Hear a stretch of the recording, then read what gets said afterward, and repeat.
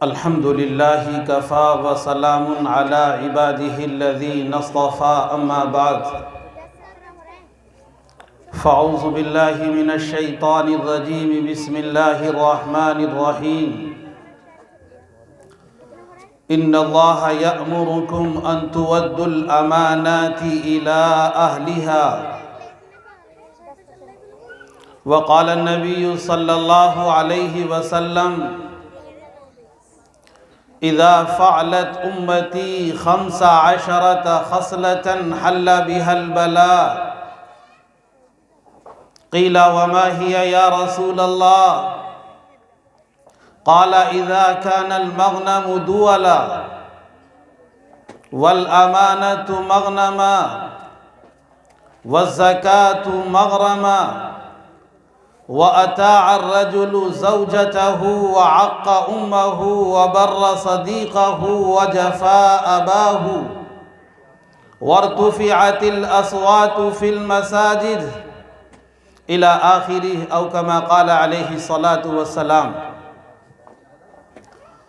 عزیزان گرامی، وقت کافی ہو گیا اور ابھی فہرست بہت طویل ہے، اس لیے بغیر ادھر ادھر کی بات کیے ہوئے سیدھی بات شروع کرتے ہیں جو حدیث تلاوت کی ہے۔ نبی اکرم صلی اللہ علیہ وسلم نے اس حدیث مبارکہ کے اندر 15 برائیاں بیان فرمائی ہیں کہ اگر امت کے اندر یہ 15 برائیاں عام ہو جائیں گی، داخل ہو جائیں گی، تو پھر امت کی خیر نہیں ہے۔ امت پر پریشانیاں، آفتیں، مصیبتیں پے در پہ اس طرح سے آئیں گی جس طرح سے تسبیح کا دھاگا ٹوٹ جانے کے بعد تسبیح کے دھاگے سے تسبیح کے دانے یکے بعد دیگرے نکل جاتے ہیں، اسی طرح امت پریشانیوں کا شکار ہو جائے گی۔ جناب رسول اللہ صلی اللہ علیہ وسلم سے معلوم کیا گیا، یا نبی اللہ، وہ بری عادتیں اور خصلتیں کیا ہیں جن کے داخل ہو جانے کے بعد امت کے درمیان امت پریشانیوں کا شکار ہوگی؟ جناب رسول اللہ صلی اللہ علیہ وسلم نے ایک ایک کر کے ان کو شمار کرایا اور گنوایا۔ حدیث بہت طویل ہے، مختصر سی بات اس میں سے جو ایک دو جن کی وضاحت اس کم وقت میں ہو سکتی ہے وہ آپ کے سامنے رکھوں۔ آپ نے سب سے پہلے فرمایا اذا کان المغنم دولا، کہ جب مال غنیمت کے اندر خیانت ہونے لگے گی، مال غنیمت کی تقسیم سے پہلے لوگ اپنے لیے اس میں سے مال نکالنے لگیں گے اور تقسیم کیے بغیر اپنی ذات کے لیے مال کو مخصوص کر لیں گے، تو پھر امت کی خیر نہیں ہے۔ اس زمانے میں چونکہ چہاردانگ عالم میں اسلامی جنگیں اعلاء کلمت اللہ کے لیے ہو رہی تھیں، اور ان کی کامیابی پر جو مال امت کو حاصل ہوتا وہ مال غنیمت کہلایا جاتا اور وہ امت کے درمیان تقسیم ہوتا تھا۔ حدیث شریف کے اندر ایک بہت ہی عجیب و غریب واقعہ مال غنیمت کے اندر خیانت کرنے کا بیان فرمایا۔ قبیلہ بنو زبیب کے ایک شخص نے نبی اکرم صلی اللہ علیہ وسلم کو ایک غلام بطور ہدیے کے پیش کیا۔ اس غلام کا کام یہ تھا کہ آپ کی سواری پر کجاوا کستا اور آپ کا سامان سفر تیار کرتا تھا۔ خیبر سے واپسی پر ایک جگہ قیام فرمایا، اور وہاں سے جب قیام سفر شروع ہوا تو غلام سواری پر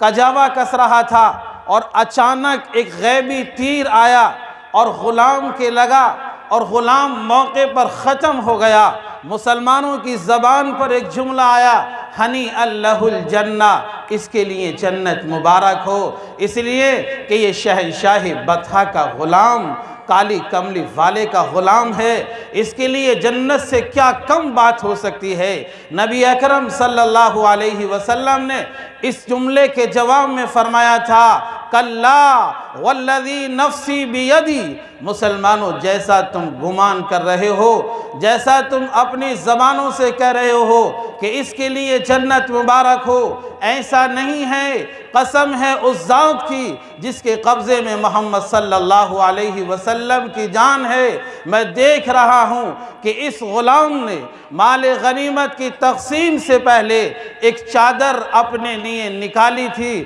اور وہ چادر جہنم کا شعلہ بن کر اس کے اوپر لٹک رہی ہے، اس کے لیے جنت مبارک نہیں ہو سکتی۔ یہ ہے مال غنیمت کے اندر خیانت۔ اور تاریخ کے اندر آتا ہے، روایات کے اندر آتا ہے، جب آپ نے یہ فرمایا تو بعض صحابہ کرام نے چپل لا کر واپس کیے، اور بعض صحابہ کرام نے جنہوں نے تقسیم سے پہلے مال لے لیا تھا جوتوں کے تسمے تک واپس لا کر کیے تھے۔ ایک برائی تو یہ آپ نے بیان فرمائی تھی کہ جب یہ عام ہو جائے گی تو امت کی خیر نہیں ہے، والامانۃ مغنمہ۔ اور دوسری برائی آپ نے یہ بیان فرمائی کہ جب امانت کے اندر خیانت کی جانے لگے، امانت کو وقت متعین پر واپس نہ کیا جائے اور اس کو اپنا ذاتی مال سمجھا جانے لگے، تو پھر امت کی خیر نہیں ہے، امت پریشانیوں کا شکار ہوگی، امت پر طرح طرح کے آزمائشیں آئیں گی۔ اور آپ نے فرمایا کہ دیکھو، امانت کے اندر خیانت کرنا منافق کی 4 علامات میں سے ایک علامت ہے، کہ منافق کی علامت یہ ہے کہ جب بات کرتا ہے تو جھوٹ بولتا ہے، امانت اس کے پاس رکھی جائے تو خیانت کرتا ہے، اور اگر کوئی وعدہ کرتا ہے تو وعدہ خلافی کرتا ہے، اور اگر کوئی ایسا معاملہ پیش آ جائے کہ آپس میں ناچاکی اور غصہ بغصہ ہو جائے تو بدسلوکی اور فحش گوئی اور برے کلام پر اتر آتا ہے۔ یہ منافق کی 4 علامات ہیں۔ جناب رسول اللہ صلی اللہ علیہ وسلم نے ایک حدیث شریف کے اندر فرمایا کہ نبی اکرم صلی اللہ علیہ وسلم، صحابی کہتے ہیں کہ آپ کا کوئی خطبہ ایسا نہیں تھا جس میں آپ نے یہ حدیث بیان نہ فرمائی ہو، لا ایمان لمن لا امانت له، جس شخص کے پاس امانت داری نہیں ہے اس کے دین کی کوئی گارنٹی نہیں ہے، ولا دین لمن لا عہد له، اور جو وعدہ خلافی کرتا ہے اس کا دین نہیں ہے۔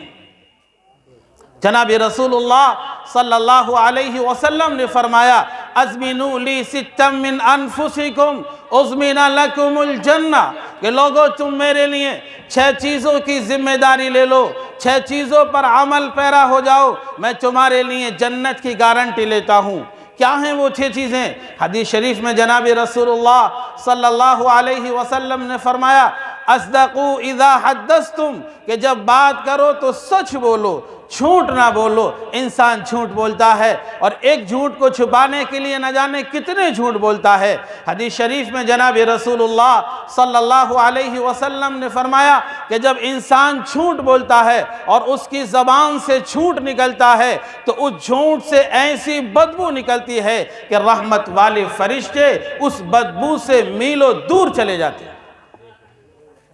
اصدقوا اذا حدثتم وَأَدُّوا إِذَا اؤْتُمِنْتُمْ، کہ جب تمہارے پاس امانت رکھی جائے تو اس کو وقت متعین پر پورا ادا کر دو۔ وَأَوْفُوا إِذَا وَعَدْتُمْ، اور جب تم وعدہ کرو، کوئی وعدہ کرو تو اس کو پورا کرو، وعدہ خلافی نہ کرو۔ وَغَضُّوا أَبْصَارَكُمْ، اور اپنی نگاہوں کی حفاظت کرو۔ وَاحْفَظُوا فُرُوجَكُمْ، اور اپنی شرمگاہوں کی حفاظت کرو۔ اور چھٹی چیز جو آپ نے فرمائی، وَكُفُّوا أَيْدِيَكُمْ، اپنے ہاتھوں کو حفاظت کرو۔ آج طاقتور انسان کمزور کو ختم کرنے پہ لگا ہوا ہے، اس پر ظلم کرنے پہ در پہ لگا ہوا ہے کہ کسی طرح سے اس کو ختم کر دیا جائے، کس طرح سے اس کی گردن کو دبا دیا جائے۔ مسلمانوں یاد رکھو، صرف دین اس چیز کا نام نہیں کہ نماز پڑھ لی اور کرتا پائجامہ پہن لیا اور چہرے پر داڑھی رکھا لی اور سر پر ٹوپی لگا لی، یہ صرف عبادات سے تعلق رکھتا ہے۔ علماء موجود ہیں، دین کے شعبے اور بھی ہیں، اپنے معاملات کو بھی درست رکھو، اپنے معاشرت کو بھی درست رکھو، اپنے اخلاق کو بھی سدھارو، یہ بھی دین کے شعبے ہیں۔ آپ نے فرمایا تھا وَكُفُّوا أَيْدِيَكُمْ، اپنی ہاتھوں کی حفاظت کرو۔ کسی پر ناجائز تمہارے ہاتھ اٹھنے نہ پائیں، کسی پر تم ظلم نہ کرو،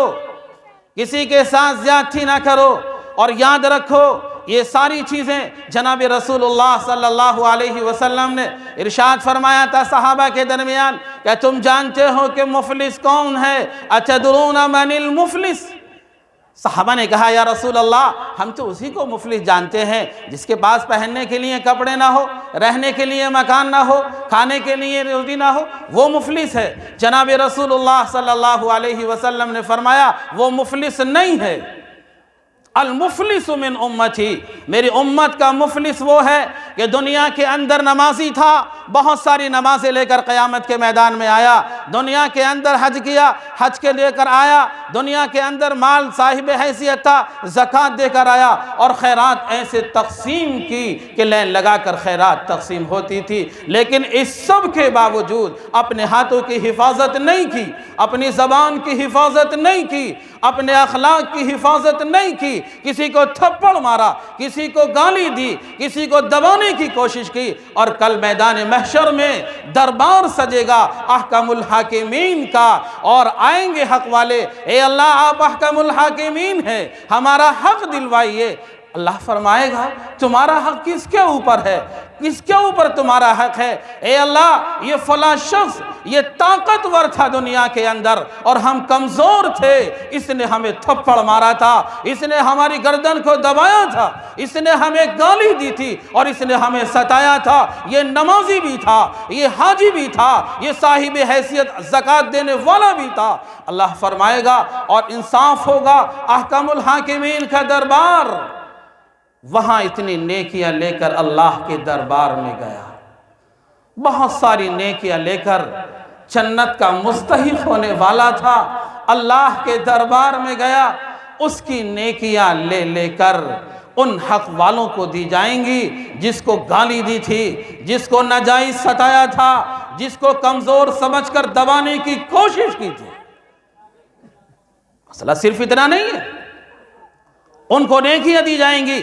اس نمازی کی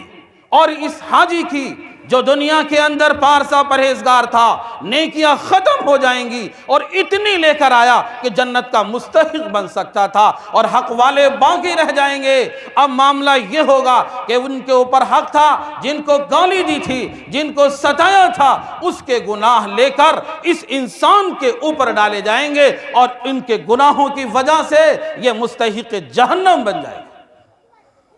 جناب رسول اللہ صلی اللہ علیہ وسلم نے فرمایا المفلس من امتی، میری امت کا سب سے بڑا مفلس انسان یہ ہے، سب سے بڑا مفلس، اس کے سوا کچھ نہیں۔ دنیا سے بہت کچھ لے کر گیا، اور جو لے کر گیا تھا یہاں معاشرت صحیح نہ ہونے کی وجہ سے، اخلاق صحیح نہ ہونے کی وجہ سے، معاملات صحیح نہ ہونے کی، آپس میں دشمنیاں، آپس میں عداوتیں، آپس میں لمبی دشمنی چلی آ رہی ہے برائیوں کی وجہ سے، اور دوسرے کے اچھے کھان پین کی وجہ سے آج دنیا کے اندر انسان اپنے دکھ سے اتنا پریشان نہیں ہے جتنا دوسرے کے سکھ سے پریشان ہے۔ یہ کیوں اچھا کھا رہا ہے، کیوں اچھا پہن رہا ہے، یہ صحیح سالم کیوں رہ رہا ہے، اور یہ دشمنیاں اور یہ عداوتیں بڑھتی چلی جا رہی ہیں۔ جناب رسول اللہ صلی اللہ علیہ وسلم نے کہاں پر لا کر چھوڑا تھا؟ ایک جملہ یاد آ رہا ہے، نبی اکرم صلی اللہ علیہ وسلم نے جاتے وقت ایک بات فرمائی تھی، لوگوں یاد رکھو کل قیامت کا میدان ہوگا، اور ابا آدم سے لے کر مجھ تک، اور پہلی امت سے لے کے آخری امت تم تک، ساری انسانیت جمع ہوگی، اور میں تمہیں کہاں چھوڑ کر جا رہا ہوں؟ میرے بعد گناہوں کی کثرت نہ کرنا، کہیں ایسا نہ ہو کل قیامت کی میدان محشر میں آؤ اور سب کے سامنے لا تسود وجہی، میرے چہرے کو کالا نہ کروا دو۔ یہ جملہ آپ آخر میں فرما کر گئے تھے۔ میرے بزرگوں، اپنے آپ کو سدھارنے کی اور اپنے آپ کو سنبھالنے کی یہ اتنی طویل فہرست علماء جگہ جگہ چیخ رہے ہیں، مسجدوں کے منبر سے، جلسوں کے اسٹیجوں سے، لیکن ہم پر کوئی اثر ہونے والا نہیں ہے۔ آئے اور سن کر چلے گئے، کھا کر چلے گئے، تھوڑی دیر یہ کہہ لیا بڑی اچھی تقریر کی تھی، عمل کرنے کون سی امت آئے گی؟ میرے پیارو، عمل بھی مجھے اور آپ ہی کو کرنا پڑے گا۔ اللہ پاک مجھ کو عمل کی، آپ کو بھی عمل کی، سارے سامعین کو عمل کی، امت کو عمل کی توفیق عطا فرما دے۔ وآخر دعوانا الحمدللہ رب العالمین۔ ماشاءاللہ، بہت خوب، جزاک اللہ۔